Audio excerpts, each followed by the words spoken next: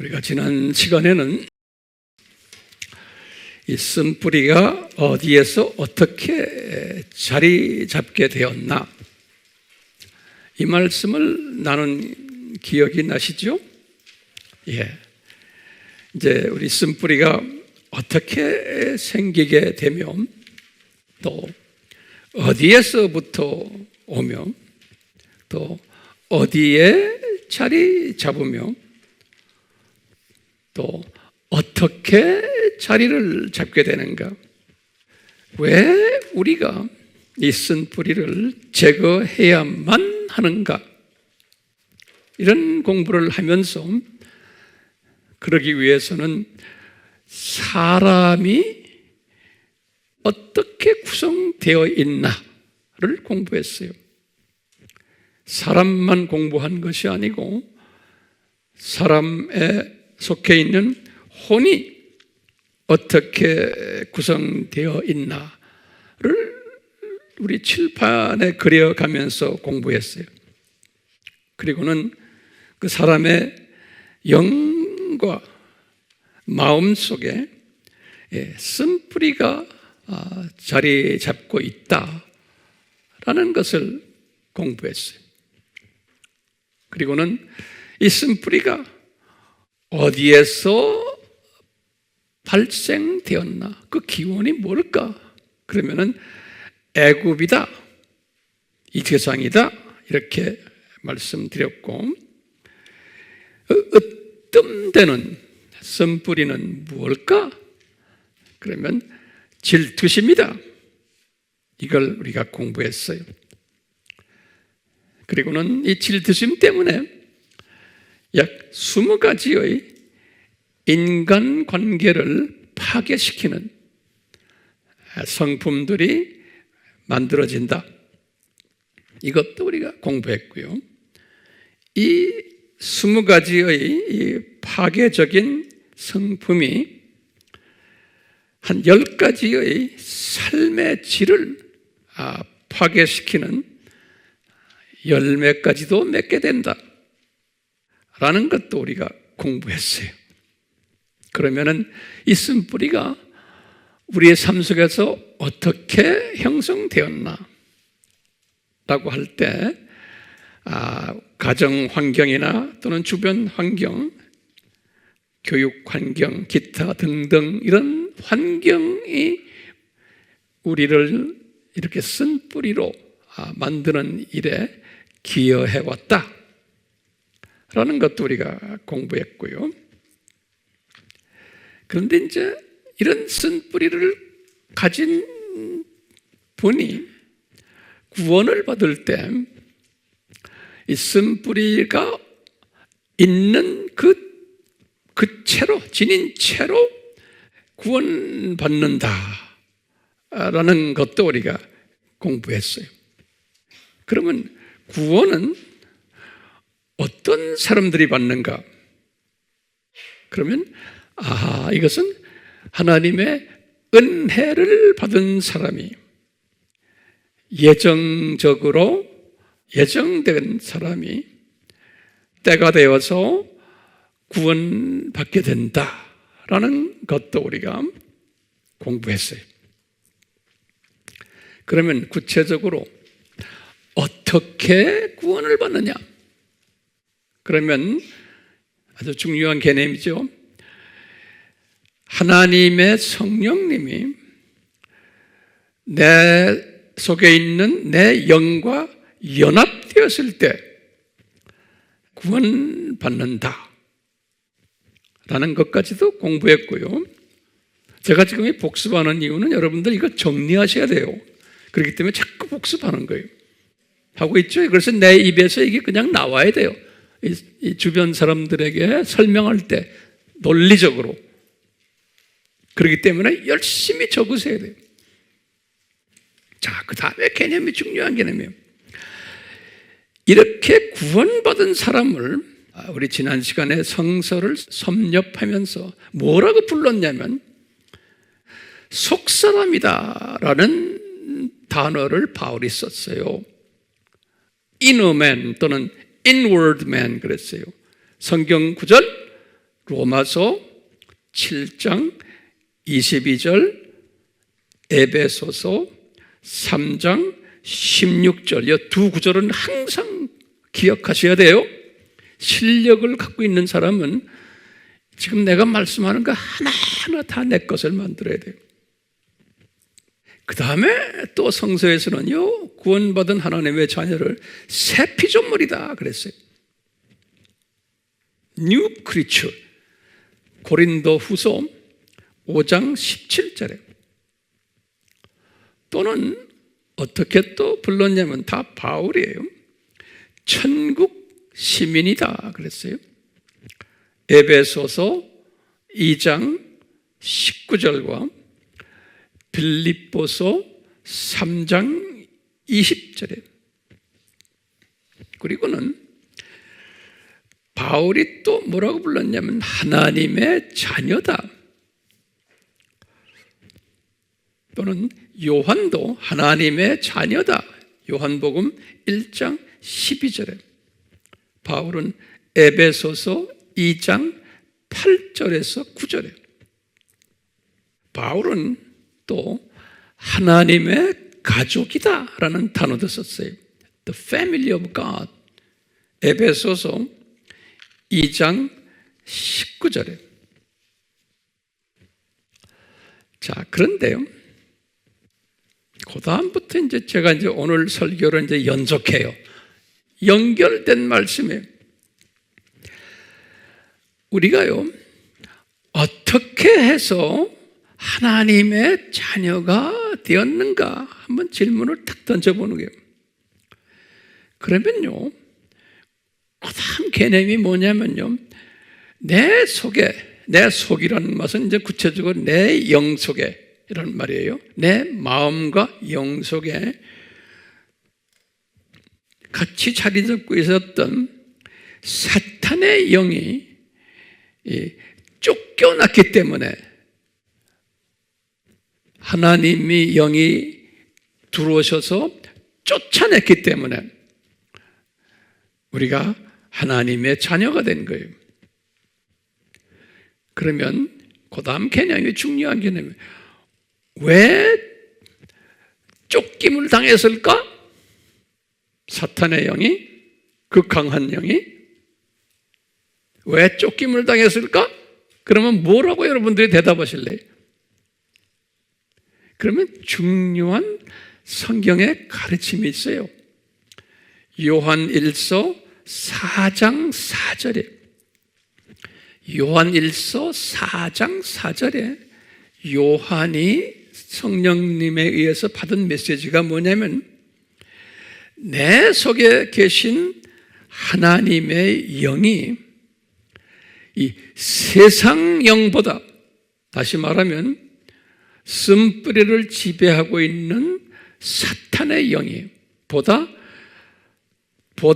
더 크시니라 그랬어요. 여기 보면 제가 원어를 딱 들여다보면요, 여기에 비교급으로 되어 있어요.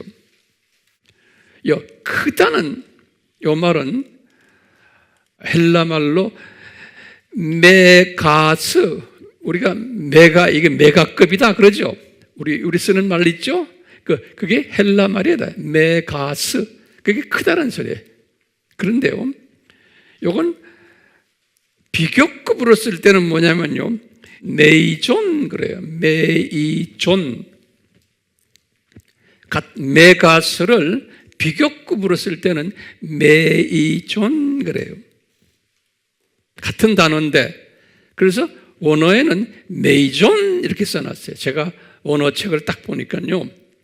그래서 이 메이존 하는 게 영어로는 그래서 greater, great 하다가 ER을 붙인 거예요. greater. 그러니까 이 성령님의 이 사탄의 영보다 훨씬 greater, 크시다는 거예요. 크시다는 거예요. 그러면 거기다 좀 적으세요. 내가 그래서 이제 이 greater, 메이존에 대해서 리서치를 해보니까 그냥 greater가 아니에요. 위대하시다는 뜻도 거기에 있어요. 또요, 아주 웅대하시다는 뜻도 있고요.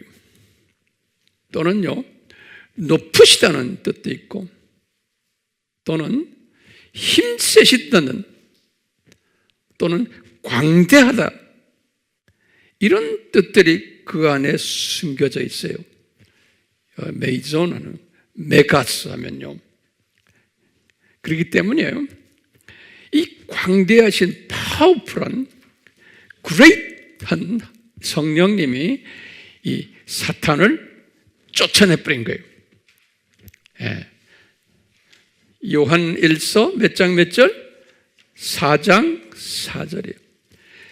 그래서 지금 성령님이 홀로 내 영과 마음에 지금 계신 거예요. 그래서 우리는 바울이 뭐라고 불렀어요? 우리의 몸은 하나님의 성전이다, 그런 거예요. 중요한 개념이에요.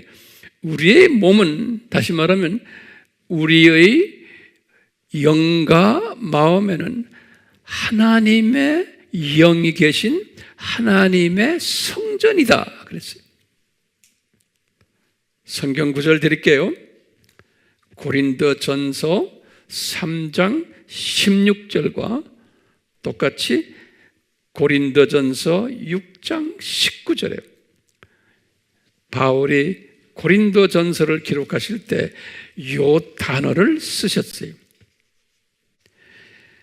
그렇기 때문에 우리는 이 성령님이 강하신 파워를 가지고, 웅대하신 파워를 가지고 악령을 쫓아내버린 거예요. 그래서 우리는 하나님의 자녀가 됐고, 우리의 몸이 하나님의 전이 된 거예요. 그렇기 때문에 우리는 법적으로 하나님의 자녀가 된 존재들이에요. 그런데 문제가 있어요. 우리의 딜레마가 있어요. 이 딜레마가 뭐냐면요, 법적으로 하나님의 자녀가 된 하나님의 자녀들인데 윤리적으로, 도덕적으로, 인격적으로, 성품적으로는 우리가 하나님의 자녀 모습으로 되어 있지 않는 거예요. 다시 말하면 아직도 옛 모습, 애굽 모습 그대로인 거예요. 다른 말로 표현하면 쓴뿌리를 그대로 간직하고 있는 거예요. 이게 우리의 딜레마인 거예요. 이것을 황 목사님 어떻게 아세요? 그러면 우리가 뭐라고 대답해요? 출애굽 이스라엘 역사를 보면서 그 역사 속에서 우리에게 가르쳐 준 거예요. 꼭 적으세요. 출애굽 역사 속에서 거울로, 예표로 우리에게 보여주신 거예요. 애굽에서 나와서 구원받아서 광야에 들어갔지만 애굽 문화를 그대로 가지고 계셨던 이스라엘 사람들을 보면은 그대로 우리가 알 수 있는 거예요. 그것이 바울도 고린도전서 10장에 보면 이것이 우리에게 보여준 예표다, 그림자다 그랬어요. 그렇기 때문에 우리는 오늘 제가 이제 집중할 내용이 뭐냐면 구원과 성결과는 구별된다는 것을 이 시간에 좀 말씀드리려고 그래요. 그러니까 구원과 성결은 다른 차원인 것을 우리가 이 시간에 좀 공부할 필요가 있어요. 이 구원이라는 것은 우리 이스라엘 역사 속에서 봐도 알지만 그냥 하나님께서 우리에게 일방적으로 은혜로 우리의 선행과 관계없이 이 단어들 중요해요. 일방적으로, 은혜로, 우리의 행동, 선행과 관계없이, 또 그 다음에 하나님의 자의적인 하나님의 주권 속에서 그냥 일방적으로 예정된 하나님의 자녀들을 구원시킨 거예요. 구원은 일방적 하나님의 은혜 베푸심이에요. 어떻게 은혜를 베푸셨나? 이스라엘 역사 속에서 보면 흠없고 1년 된 수컷 어린 양의 보혈로, 출애굽기 12장 5절이 이것을 신약의 관념으로 보면 흠없는 어린 양 예수님의 보혈로, 흠없는 어린 양 예수님의 보혈로. 베드로전서 1장 19절이에요. 또는 이건 베드로가 이렇게 말했고요, 바울은 그랬어요. 유월절 어린 양의 보혈로. 바울은요, 고린도전서 5장 7절에, 또는 요한은 이런 말 썼어요. 계시록 5장 6절에서 요한은 도살당하신 어린 양 보혈로 그랬어요. 지금까지 잘 정리됐어요? 아멘? 예. 자, 그러면 우리가 이제 구원과 이 성결의 상관관계, 서로의 관계성을 잠깐만 볼 필요가 있어요. 우리가 이제 구원받은 하나님의 자녀들이 구원받자마자 즉시로 쓴뿌리가 제거되지 않았음을 우리가 이제 배웠어요. 이 이스라엘 역사 속에 두 번째로 우리가 뭘 지금 우리가 깨닫게 되냐면요, 이 애굽화된 광야의 기독교인들은 쓴 뿌리들을, 다시 말하면 애굽 라이프 스타일을 거의 제거받지 않으면서 광야에서 살다가 낙원으로 올라갔어요. 예외가 항상 있었어요. 여호수아와 갈렙의, 이 사람들은 특별히 은혜 받은 사람들이었어요.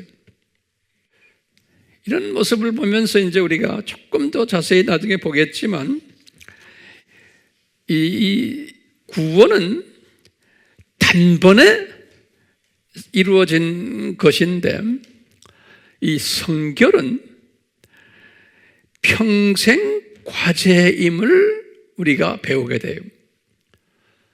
다시 제가 반복해요. 구원은 단번에 이루어진 일이지만 성결은 평생 과제예요.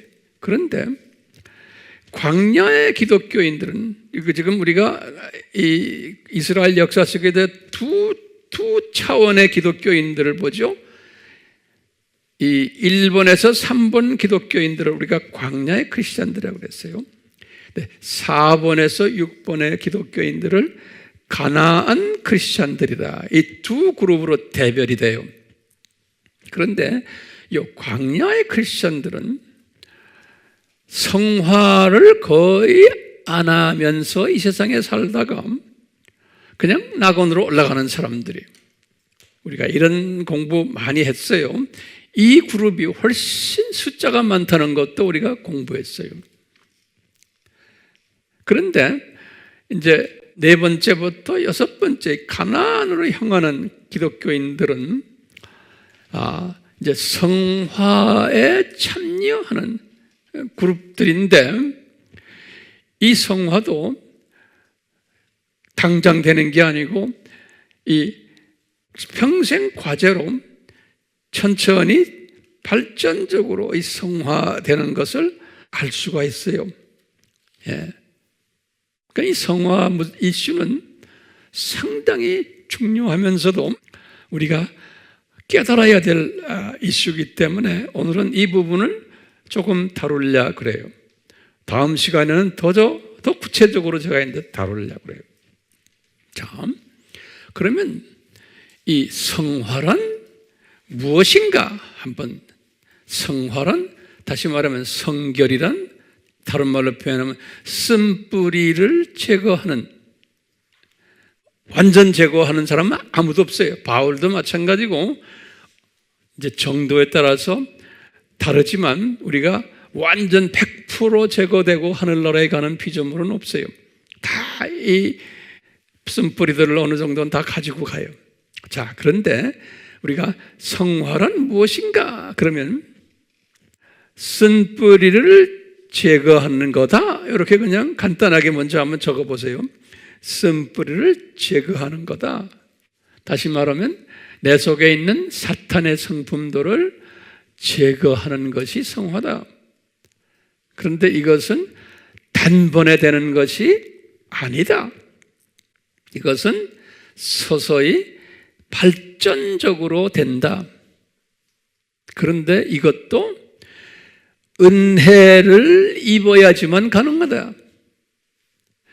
내 노력으로 되는 게 아니다라는 거예요. 이게 은혜가 따라와야만 돼요. 자, 그러면 이 성화의 목적이 무엇인가? 그러면 여러분들 뭐라고 대답하겠어요? 성화의 목적이 뭔가? 그러면요, 우리 빌립보서 2장 5절에 바울이 말씀하신 게 저는 항상 제 머리를 떠나질 않아요. 예수님의 마음을 본받아라. 이 말씀이 이제 성화의 맥시멈이에요. 다시 말하면 예수님 닮기. 이것이 성화예요. 그러니까 우리가 100% 예수님을 닮을 수는 없어요. 그렇지만 예수님을 닮아라 하시면서 빌립보서 2장 5절에서부터 쭉 11절까지 바울이 가르친 이야기가 있어요. 우리 잘 아는 거죠? 그 이야기는 제가 하지 않겠어요. 그럼 두 번째, 예수님을 닮기 위해서 무엇이 필요한가? 이 말씀은 우리가 잊지 말아야 돼요. 무엇이 필요한가? 제가 깨달은 것은요, 제일 먼저요, 은혜가, 하나님의 은혜가 필요하다. 에베소서 2장 8절에서 9절. 두 번째는 하나님의 은혜 받은 사람은, 이게 지금 순서적으로 되어 있어요. 하나님의 주권을 인정하는 믿음이 필요해요. 은혜 받은 사람은 로마서 9장 6절에서 23절에 바울이 깨달은 거예요. 세 번째로 이 하나님의 주권을 인정하는 사람은 하나님의 미리 아심과 예정과 선택을 인정함이 필요해요. 로마서 8장 29절에서 30절이. 네 번째로 또 따라오는 게 뭐냐면, 이런 사람에게는 성령님의 가르쳐 주심과 인도하심과 이끄심이 또 필요해요. 예수님도 성령님의 이끄심을 받으셨어요. 마태복음 4장 1절에 100% 사람이 되신 예수님도 성령님의 이끄심이 필요했어요. 다섯 번째로 성령님의 거룩하게 하심이 또 필요해요. 베드로전서 1장 2절이에요. 그렇기 때문에 예수님을 닮아가기 위해서는 이 다섯 가지가 우리가 순서적으로 필요한 거예요. 그런데 우리의 딜레마가 있어요. 이런 예수님을 닮기 위한 이 5가지의 필요한 이것이 우리에게 즉시로 임하지를 않아요. 이것은 우리의 평생 과제로 우리가 얼만큼 이 5가지를 담느냐에 따라서 그릇에 담는다는 거예요. 내가 이렇게 수영 하나에 따라서 이것이 5가지가 임하면서 이 쓴뿌리들을 이렇게 제거시켜 주세요. 그렇기 때문에 이게 평생 과제로, 어떤 분은 빠른 속도로, 바울 같은 분은 상당히 빠른 속도로 이 은혜가 임했어요.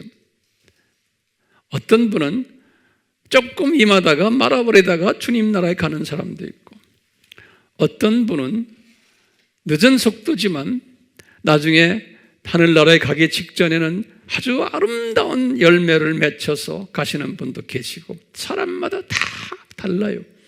그러니까 내가 지금 이런 말을 하는 것은요, 이런 시스템을 아셔야지만 내 자신을 내가 점검하며 매일, 그리고는 주변의 주 안에서의 우리 형제 자매들을 내가 점검할 수가 있어요. 아, 저 사람은 어느 수준에 지금 와 있구나. 성화 단계 중에서도 어느 수준에 와 있구나. 저 사람은 아직도 성화 단계에 들어있지 않구나. 저 사람은 겉보기에는 집사고 장로고 권사고 선교사고 목사지만, 신학자지만 아직도 광야에 머물러 있는 사람이구나, 아니구나. 이것을 이제 우리가 볼 수 있는 영적 통찰력과 분별력을 가지게 돼요. 이 시스템을 알아야지만. 그래서 지금 이런 공부를 지금 우리가 하는 거예요. 나를 위해서, 또 주변을 위해서, 그 다음에 내가 이것을 또 주변 사람들에게 깨달은 것을 나눠주면서 그분들이 또 이런 지혜와 통찰력을 가지도록 도와주기 위해서요. 그냥 우리가 지식을 쌓기 위해서 지금 공부하는 게 아니잖아요. 여기서 있는 황 목사님은 그런 소망을 가지고 지금 여기 서서 지금 이것을 여러분들과 나누고 있어요. 그러니까 이 성화라는 것은 옛 사람을 벗어버리고, 다시 말하면 애굽 스타일을 벗어버리고 새 사람으로 옷을 입는 거예요. 바울이 쓰는 용어들이에요. 에베소서 4장 22절이에요. 예수님께서는 이 성화를 어떻게 말씀하셨냐면, 공생애 시작하자마자 첫 설교로 이 성화를 제자들에게 가르쳐 줬어요. 이분들이 이것을 감당할 수는 없었지만 그것이 산상수훈에서 팔복의 가르침이에요. 마태복음 5장 1절에서 12절. 그래서 예수님께서는 복 있는 자는 그런 거예요. 예, 이 복 있다는 것은 성화의 삶을 사는 자는, 이런 말씀이나 마찬가지예요. 그렇기 때문에 예수님께서는 이 팔복을 상당히 강조하신 거예요. 그래서 앞으로 이제 우리도 이 성화 과정 속에서 우리 팔복 공부를 다시 한번 우리가 한번 조명하려 그래요. 아멘? 예. 그런데요, 이 광야의 크리스찬들은요, 특성 중에 하나가 뭐냐면요, 이 팔복 같은 메시지를 탁 이제 들으면은 부담을 느껴요. 그러면 아하, 이분은 팔복의 수준의 은혜가 주어지지 않은 분이구나. 이렇게 우리가 한번 그냥 짐작을 해보는 거예요. 비평하는 게 아니고. 왜? 부담을 느끼는 거예요. 그러면서 이 광야 크리스찬들은 이 팔복 같은 것을 그냥 하나의 세상적 이성적, 감성적 수준으로 그냥 받아주기만 하지 이 속에 들어있는 영적 신비는 깨닫지를 못하는 거예요. 수없는 크리스찬들이나 심지어는 타종교 사람들도 이 팔복 말씀을 가지고 별난 이야기 많이 해요. 철학자들도. 그런 사람들은 이 신비를 모르면서 세상적 논리와 이론과 이성적 이해만을 가지고 이야기하는 거예요. 자, 이 광야 기독교인들은 숫자가 많기 때문에 이 팔복 같은 이야기를 많이 인용해요. 인용하지만 그것을 영적 수준에서 소화를 하지 못해요. 그렇기 때문에 이런 걸 가지고 설교하는 분들을 딱 들어보면은 아하, 이분이 어느 수준이구나라는 것을 우리가 분별할 수 있는 영적 수준을 가질 필요가 있죠. 아멘? 예. 자, 그렇기 때문에 광야에 있는 광야식으로 사는 대부분의 크리스찬들은 팔복의 부담을 느끼는 사람들인데 이 사람들은 어떤 특색들이 있냐면 첫 번째 특색이요. 자기 속에 있는 이 쓴뿌리들 20가지 이 쓴뿌리들 또 삶의 질을 저하시키는 이런 것들을 은근히 즐겨하면서 함께 살아요. 속으로는 두 번째 싫어하면서도 미워하지는 않아요. 다시 말하면 미워한다는 말은 애통한다는 거예요. 나 이놈들 왜 내 속에 이런 잡놈들이 있지? 그러면서 애통하면서 증오하는 그런 마음은 갖고 있지 않아요. 세 번째는 어떤 특색이 있냐면 이런 그 쓴뿌리들을 가지고 자신의 유익을 챙기는 일도 해요. 거짓말하면서도 남을 속이면서도 자기의 유익을 챙기는 일도 해요. 또 네 번째로는 이런 쓴뿌리들 가지고서 이 쓴뿌리를 가지고 영의 눈이 어두워지니까 소위 기독교인들이지만 이런 거 가지고 다른 사람의 티눈을 보고 자기의 들보는 보지를 못해요. 그렇기 때문에 이런 사람들은 남을 비평잘하고 다른 사람을 좀 심하게 말하면 좀 깔보기도 하고 지잘났다 그러고 자기의 눈 쪽에 있는 들보는 보지를 못한다. 예수님이 말씀하셨어요. 지금 자기가 비평하는 상대방은 티는 밖에 없어. 훨씬 자기보다 더 성결한데 그것을 보지를 못한다는 거예요. 또 어떤 특색들을 가지고 있냐면 쓴뿌리를 자기가 가지고 있는 이 사탄의 성품들을 제거해야 되는 필요성과 그런 의욕이나 동기부여나 이런 것을 가지지를 못하는 거예요. 신기하게도요. 자기 자신이 이런 것이 있다는 것을 또 이것을 없애야 되겠다는 그 간절함이 없는 거예요. 그러면서 자기는 정상적인 크리스찬이라고 착각을 하는 거예요. 그렇기 때문에 이런 분들은 자기 속에 있는 쓴뿌리들을 미워하지 않고 그냥 같이 놀아주는 사람이에요. 그런데요, 그 다음에 중요한 거예요. 같은 광야 기독교인인데 광야 기독교인도 단계가 있죠. 유아, 그 다음에 뭐예요? 어린아이, 그 다음에 사춘기 이렇게 했죠.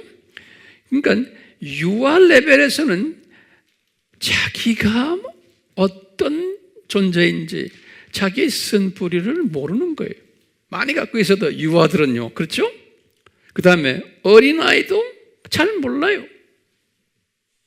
그런데 이제 사춘기가 된 사람 중에서 다는 아니지만 일부는 아하, 내가 나쁜 성품이 있구나라는 걸 약간 아는 사람도 사춘기 중에 다는 아니지만 일부가 있어요. 이 사람들은 어떤 사람들로 우리가 보냐면 아하, 이 사람들은 그 다음 레벨로 발전할 수 있는 사람이겠구나 라고 우리가 보는 거예요. 다시 말하면 갈렙과 여호수아처럼 가나안으로 들어가는 은혜 받은 사람들이구나. 애굽에서 태어났지만 내가 볼 때요, 사도 바울이 이제 예수님을 영접하고는 주 35년에 영접했잖아요. 사도 바울이 35년 예수님을 영접하고 로마서를 기재한 것이 57년이에요. 이 말은 뭐냐면 예수님을 영접하고 이분은 22년 동안 이분도 어느 수준의 영적 유아의 경험도 하시고 어느 수준의 영적 어린아이의 경험도 하시고 그리고는 영적 사춘기 경험도 이분도 다 하시면서 이제 22년을 보냈다고 저는 보고 있어요. 그런데 그 졸업하는 것이 상당히 빨랐던 것 같아요. 그래서 이분이 로마서를 쓰실 때가 주 57년이죠. 그러니까 개정 몇 년이에요? 22년 됐을 때예요. 그 유명한 로마서 1장에서부터 7장까지 쓰신 거예요. 로마서 1장에서 7장. 이 로마서 1장에서 7장은 기독교의 핵심 교리예요. 기독교의 핵심 삼위일체론, 기독론, 구원론이 그 안에 다 담겨 있어요. 그렇기 때문에 성서 중에 성서가 로마서예요. 그런데 특히 1장에서부터 7장이에요. 그런데 이분이 다른 바울이 쓴 성서는 이렇게 종합적으로 삼위일체론, 기독론, 구원론을 정리한 성서가 없어요. 그런데 이분이 22년 후에 개종 로마서를 쓰시면서 이것을 성령님이 이분에게 정리시켜줬어요. 그래서 1장부터 몇 장이에요? 7장까지 정리시켜 주시면서 이분이 7장 마지막에 엄청난 고백을 성령님이 이 사람에게 하시게끔 인도하셨어요. 7장 마지막에. 이 7장 마지막에 이분이 말씀하신 게 7장 22절에서 24절이에요. 기가 막힌 말씀을 하세요. 성령님이 이분의 입을 통해서, 그 유명한 바울의 입을 통해서 바울이 그러는 거예요. 내 속에 두 가지의 법이 공존하고 있다는 거예요. 이 바울이 고백하는 거예요. 내 속에라는 것은 내 어디예요? 영과 마음에. 그렇죠? 두 법이 공존하는데, 그래서 내가 지금 갈등하고 있다는 거예요. 바울이 경험하는 거예요. 그러면서 그런 게, 내 마음으로는, 이 말은 뭐냐면 내 속사람으로는 하나님의 법이 이 안에 있고 성령님이 가르쳐 주시는 성령의 9가지 열매, 예수님의 성품이 내 마음에 있는데, 육신으로는 그랬어요. 다시 말해, 육신으로는 죄의 법이 또 그 안에 있다는 거예요. 내 마음에. 이건 뭐냐면 쓴뿌리가 있다는 거예요. 내 마음에. 바울이요. 그래가지고요, 이 하나님의 법과 죄의 법이 이게 서로 갈등을 가지면서 공존하고 있다는 거예요. 바울이 이런 말씀, 이 고백을 하셨어요. 그래서 바울이 그 유명한 오라, 나는 공고한 사람이로다, 이 사망의 몸에서 누가 나를 건져내라. 그 유명한 말씀을 로마서 7장 24절에서 하셨어요. 이 말은 뭐냐? 이분은 정말로 은혜 받은 그 당시에 광야에 내가 볼 때는 지금 이분은 사춘기 수준의 영적 수준에서 이제 졸업하는 과정이에요. 내가 볼 때. 그러면서 이분이 갈등을 가지시면서 이제는 8장으로 들어가는 거예요. 8장은 이제 여기에서 자유를 얻는 그러한 이야기가 그 유명한 로마서 8장이에요. 그런데 이분이 이 갈등을 내가 경험했단다? 지금 로마 교인들에게 말씀, 이것이 지금 요 말씀이 2000년 기독교 크리스천들에게 엄청난 가르침을 주는 말씀이에요. 그러니까 바울도 이 경험을 하셨단다. 이 갈등. 그러면서 이분이 여기에서 그 고민하는 오호라. 요 고민이 예수님께서 팔복에서 가르치는 예수님이 제자들에게 가르친 고민이었어요. 그 고민이 뭐냐면 복 있는 자는 심령이 가난한 자다 그랬어요. 예수님께서 지금 똑같이 바울이 지금 고백하는 이것이 심령이에요. 그래서요, 마음이 가난한 게 아니에요. 원어로 보면 자기 영이 심령이라고 그랬어요. 푸뉴마 안트로포스. 내 영이, 여러분과 나의 영이 가난한 자가 복 있는 자라는, 그런 사람은 천국이 저희 것이요. 이런 마음을 가진 사람은 벌써 천국에, 우리가 저 세상, 이 세상, 저 세상을 한눈에 보는 그러한 영성을 이제 받게 된다는 거예요. 그리고는 이 세상이 창조 목적 학교라는 것이 한눈에 들어오도록 은혜를 베푸신다는 거예요. 그래서 천국이 저희 것이다. 요 마음을 가진 사람은, 그러면서 당장 가지는 게 아니고 이때부터 순서적이에요. 그러면서 애통하게 된다는 거예요. 이 오호라가 애통인 거예요. 아, 내 속에 두 법이 있구나. 이것은 우리가 죽을 때까지 이것을 가지고 애통하면서 사는 사람이에요. 그래서 예수님께서 그랬어요. 자기 제자들에게 너희들이 이 애통을 할 때 하나님의 위로가 너희들에게 임할 거라는 거예요. 이 위로란 말은 뭐냐면 위로자가 누구예요? 보혜사 성령님이에요. 이 애통할 때 보혜사 성령님이 너희들에게 임할 텐데, 그러면은 이 쓴뿌리들을 흔들기 시작한다는 거예요. 이 쓴뿌리들이 그때부터 흔들림을 받는다는 거예요. 애통할 때, 그러니까 오호라 할 때, 오호라 할 때예요.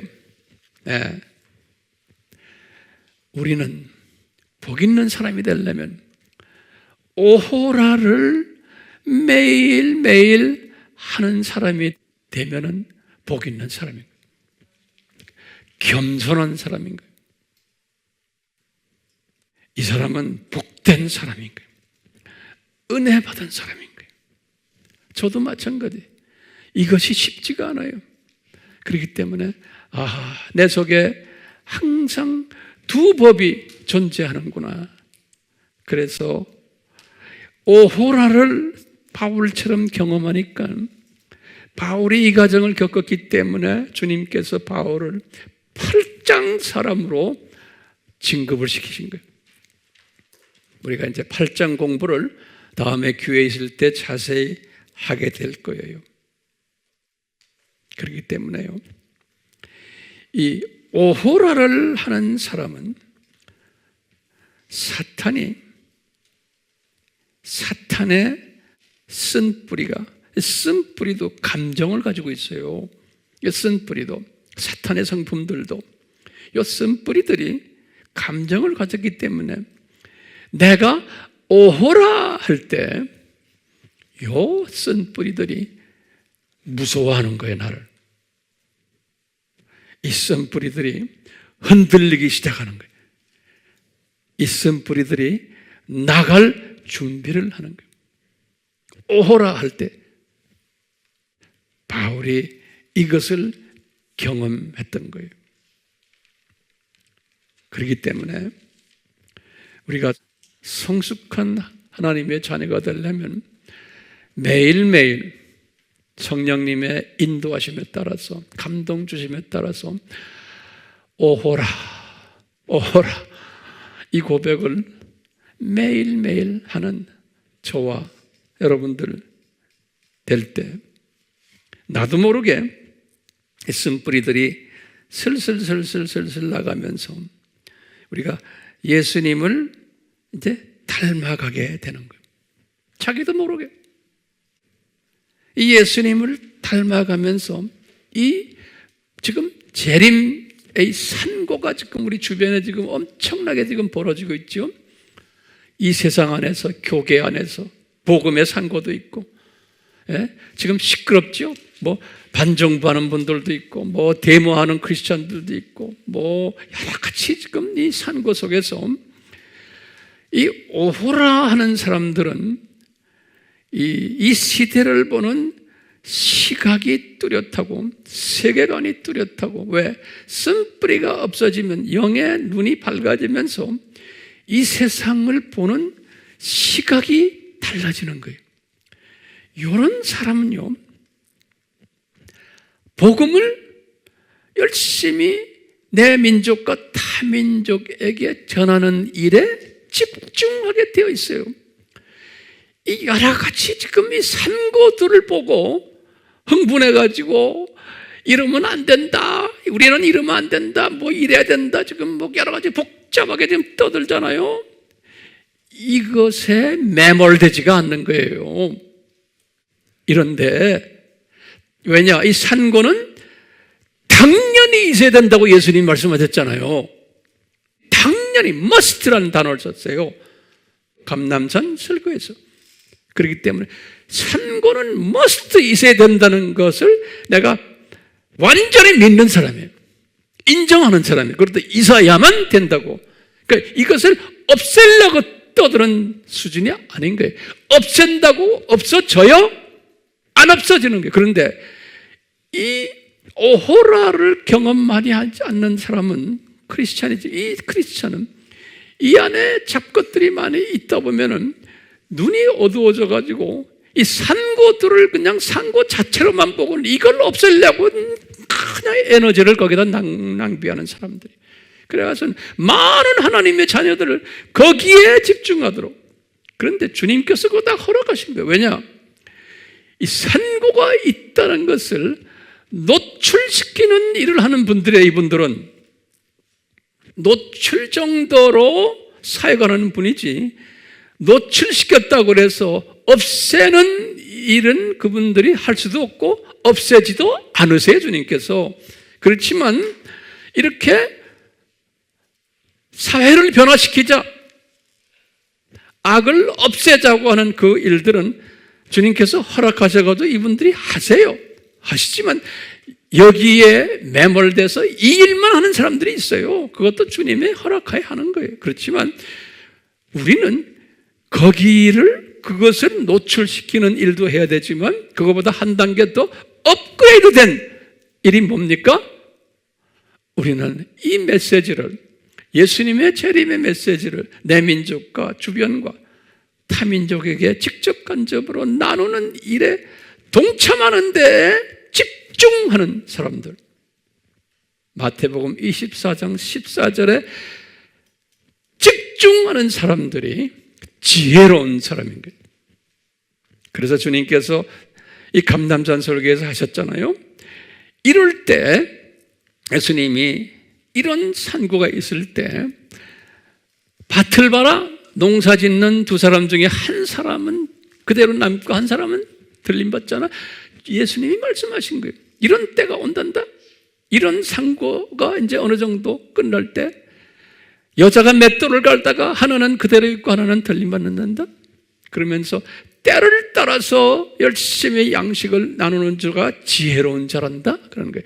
이런 산고에 매몰되지 말고, 그래서 우리 아미 식구들이요, 산고에 매몰돼가지고 그러지 마시길 바라요. 셀 모임에서도 이 상고 가지고 그냥 열을 내고 그러지 마시기를 바라요. 안 그러시지만 제가 기후에 그렇기 때문에 우리는 선교지를 향해서 열심히 물질도 바치고 기도도 하고 정성을 바치고 하는 일에 우리가 할 필요가 있는 거예요. 그렇죠? 이런 사람은, 이런 시각을 가진 사람은 오늘 우리가 이제 찬송을 부를 텐데, 내 영혼의 그 깊은 데서요, 내 영혼의 깊은 데서 맑은 가락 소리가 들려오는 것을 본, 내 영혼이란 건 내 속에 있는 내 영과 혼이, 다시 말하면 마음과 요 내 깊은 영이에요. 여기에서 이 맑은 가락 소리를 듣게 되는 거예요. 하늘 곡조가 언제나 흘러나와서 내 영혼을 고이 싸는 거예요. 이 성령님의 위로하심을 내가 이 세상에 지금 이 산고들을 보면서, 그래서 이 평화, 하늘에서 내려오는 이 평화, 이 사랑의 물결이 내 영혼을 덮으소서. 그러니까 이런 산고 속에서 나는 예수님만 바라보면은 이 고백을 할 수 있는 게, 내 마음이 잔잔한 거예요. 그래서 잔잔한 거기에서 끝나는 게 아니고, 이 잔잔한 사람이 이 시대에 할 일이 무엇인지를 아는 사람이, 그냥 앉아있는 사람이 아니에요. 그런 사람 다 되시기를 예수님의 이름으로 축원합니다. 축원해요. 아멘. 우리 영상으로 보는 분들이요, 축원합니다. 이런 지혜자와 복 있는 자 되시기를, 우리가 다음 시간에는 더 구체적으로 이제 이 부분을 우리가 또 다룰 거예요. 우리 기도합시다. 예수님, 저희들이 지금 내 영혼의 그 깊은 데서라는 찬양을 부르려고 합니다. 성령님이시오, 우리 속에 깊이 이 찬양의 소리가 우리의 영 깊이 들어와서 우리의 영을 맑게 만드시고, 하늘 곡조가 나의 영을 깨끗게 만드시고 선뿌리들을 조금씩 적어시켜 주시기를 간절히 간구하며 소원합니다. 예수님의 이름으로 소원합니다. 아멘.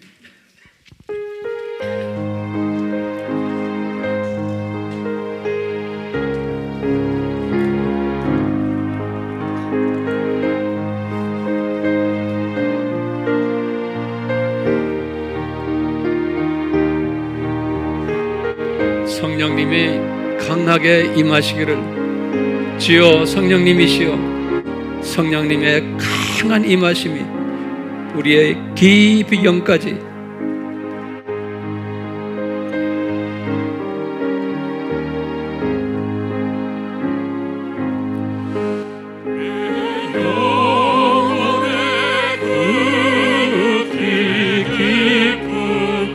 이 밑으로 내려다보세요. 그러면서 비주얼라이즈 하세요. 내 눈 보세요. 내 마음을 깊이 들여다보세요.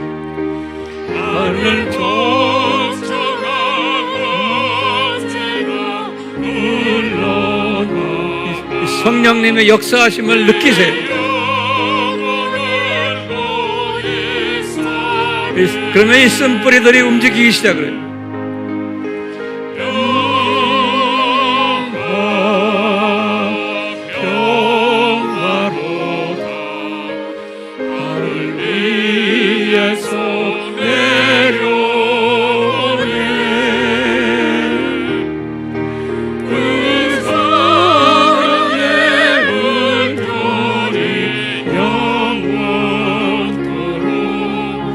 내 영혼을 덮으소서.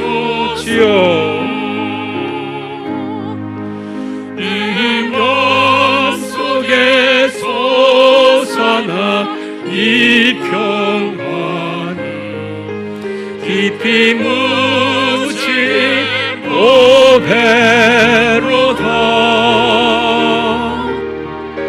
나의 보화를 캐내어 가져갈 자 그 아무도 없으리라. 아멘.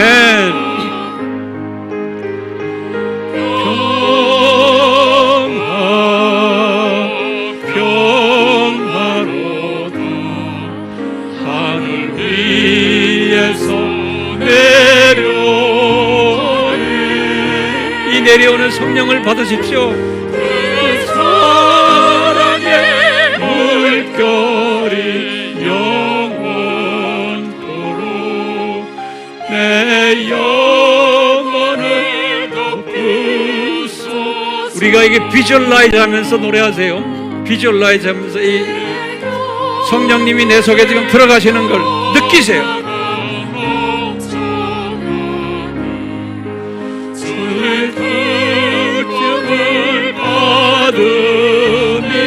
이렇게 하면 나도 모르게 나의 이 성품들이 변화되기 시작을 해요.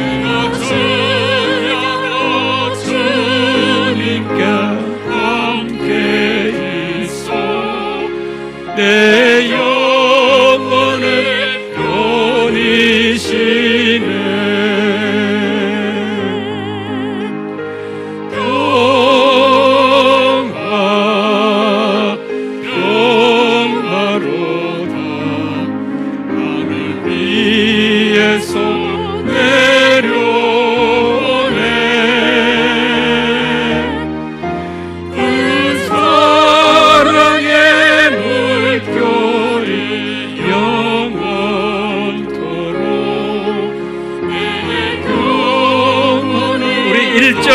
몇 번 불러요. 1절만 계속해서 내 영혼의 깊은 데서 맑은 가락이 흘러나네. 하늘 곡조가 언제나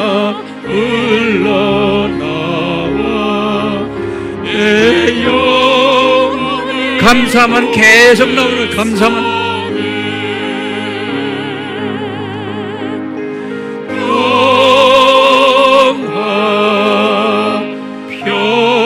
평화로다. 하늘 위에서 이 평화를 가진 사람은 입만 열면 감사가 나오게 돼. 감사가.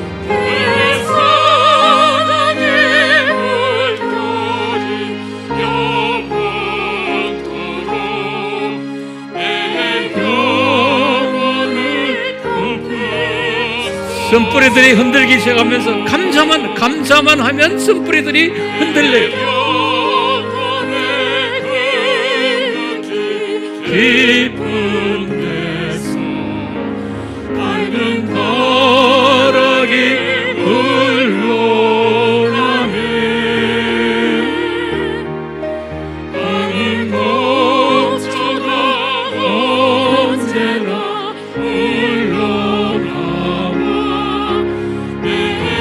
바울이 깨달은 게 뭐냐면 항상 감사하라 그러는데요. 범사에 감사하라 그랬어요. 영어로는 be thankful at any circumstance. 어떤 상황에 있든지 감사하라 그랬어요. 그러면 이 쓴뿌리들이 나가기 시작하는 거예요. 어떤 상황에 있든지.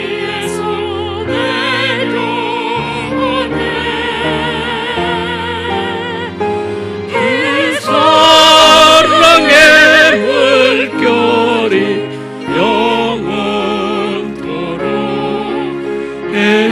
성령님 계속해서 임해 주시옵소서. 우리의 입술에 감사가 넘치게 하시옵소서. 자족하는 영을 부어 주시옵소서. 자족하는 영을 부어 주시옵소서. 환경을 보지 않게 해 주시고 자족하는 영을 부어 주시옵소서.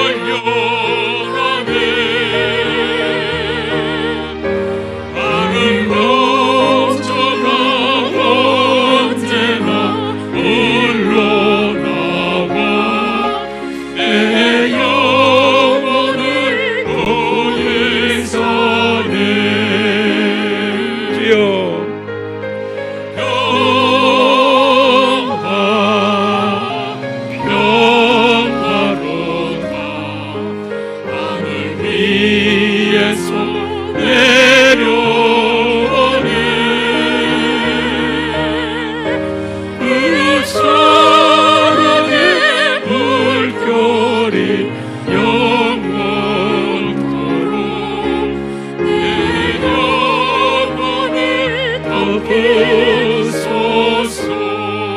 예수 그리스도의 무한하신 은혜와 하나님 아버지의 극진하신 사랑하심과 성령님의 평화를 누리미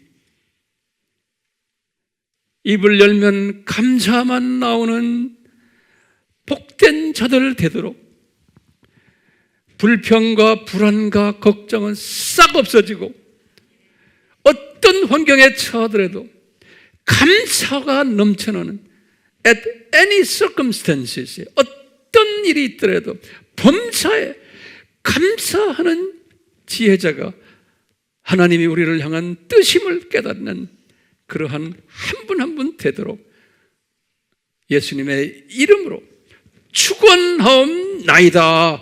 아멘.